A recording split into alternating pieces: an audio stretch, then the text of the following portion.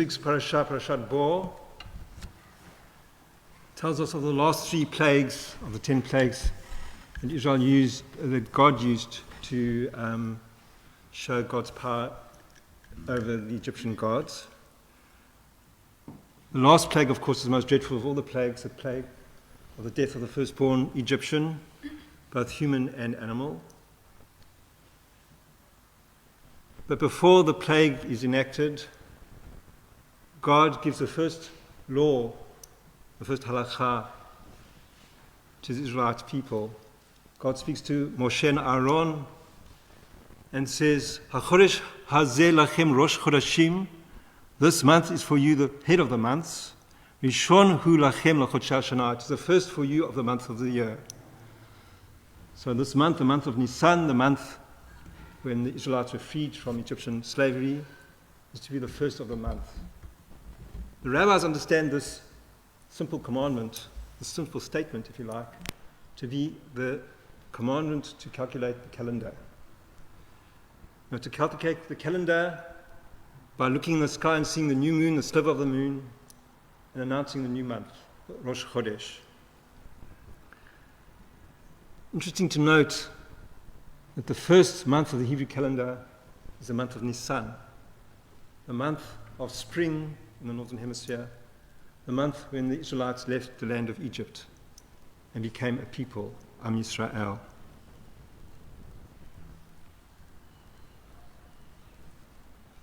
It's interesting that this month, the first month, is a month of redemption, which means that every time we mark a Rosh Chodesh, a new month, there are 12 of them in a leap year 13 of them, we think of Yetziat Mitzrayim, the exodus from Egypt.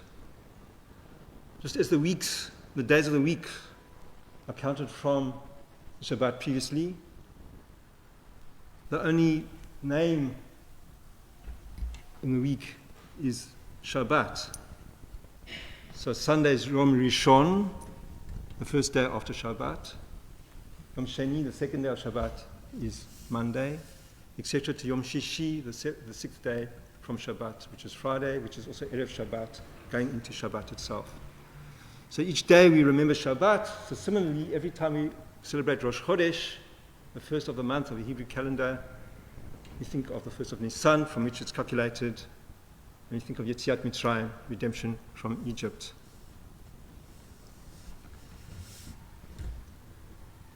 It's no coincidence, say the rabbis, that after this commandment to calculate the months and to say that Nisan is the first of the months, God commands Moshe to tell the Israelites that to prepare for the final plague, each household has to select a goat or a lamb per household, per family.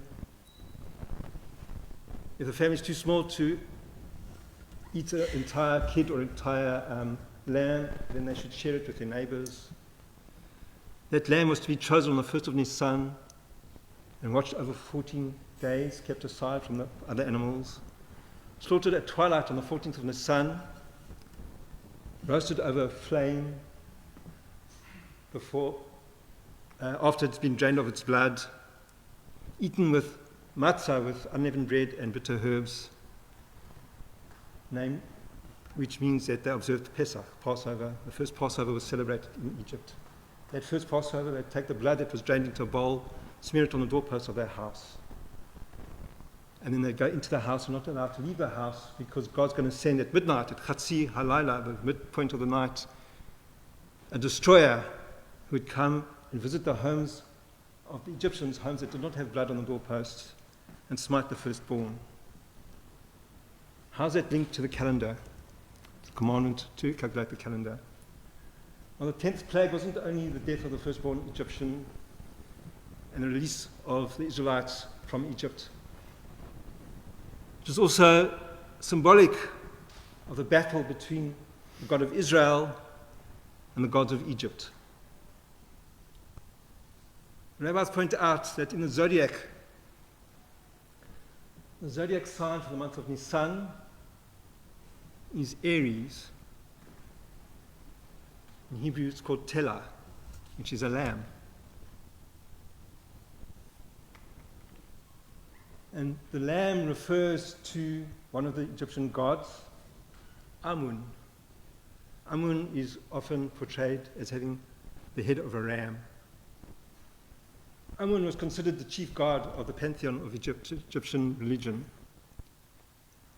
Amun was the creator. Amun drove and controlled the world, the universe. Amun was invisible and all-knowing. So many of the statues of Amun were painted in blue to indicate his invisibility. Sounds very familiar. The God of Israel, we believe, is an all-knowing God.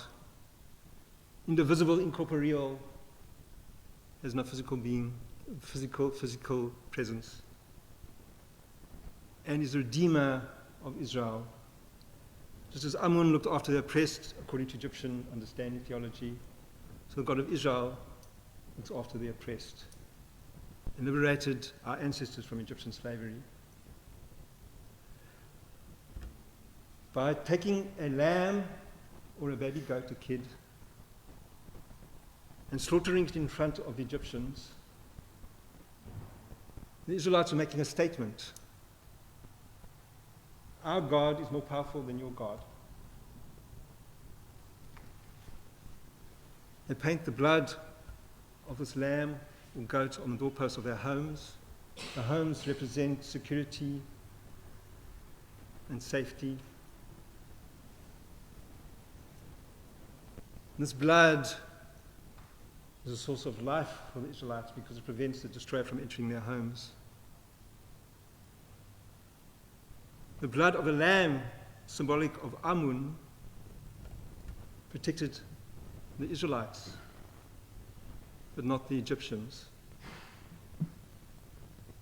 So this ritual that took place on the very first Pesach in Egypt symbolizes the battle between the God of life, the God of Israel, and the gods of the Egyptians headed by Amun. It displays the power of the God of Israel, that is a true creator of the world. It is God who caused the zodiac sign of Aries to enter into the month of Nisan, not Amun.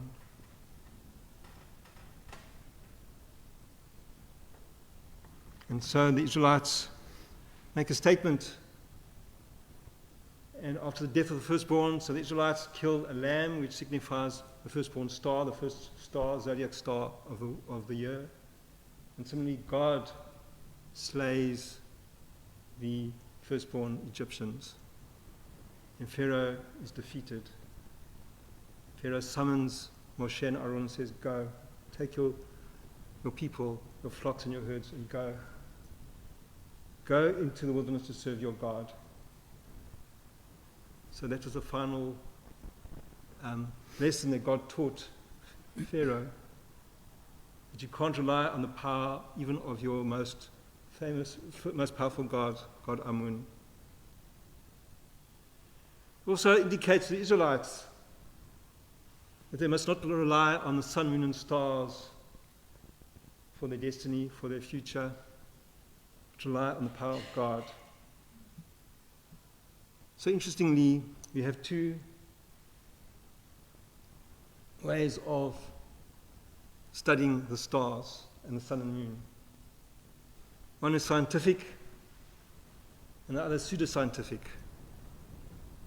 Scientific way of studying the moon, stars, and sun, and how they play out in the universe is called astronomy. And that's very important for Jewish life, because you use astronomy to calculate the months of the year and to make sure that Pesach falls out always in spring in the northern hemisphere, intercalate the calendar once every so often with the entire month to make sure that the days of the lunar calendar and the days of the solar calendar are balanced out. Astrology, on the other hand, is the belief that we are that the stars have power over us and we are influenced by the stars, what the stars say. So we, in the old days, I'm giving away my age, when you had newspapers, we'd open up the newspaper and see the zodiac stars and read our signs and what's going to happen for us in that day. Perhaps now it's online, I guess. And that's forbidden by Torah. Why? Because we shouldn't place our faith in the stars and the sun and moon, but rather in God. Interestingly, in the book of Devarim, the book of Deuteronomy in the Torah, it says explicitly that you shall not worship, God speaking to the Israelites through Moshe, you shall not worship sun, moon, and stars. I gave them for other nations to worship. You must have faith in me alone. Be loyal to me alone. And so this parasha and this description of calculating the calendar and of the first Pesach teaches us that we can change our destiny, we can do whatever we want to do, whatever we wish to, overcome challenges of life by believing in God, not subjecting ourselves and demeaning ourselves by observing the stars in the sky as an influence over us. But rather observe the stars in the sky to calculate the calendar and the months and the festivals so that we can worship the God of Israel, the God of life, God of creativity and potential. Can you hear us?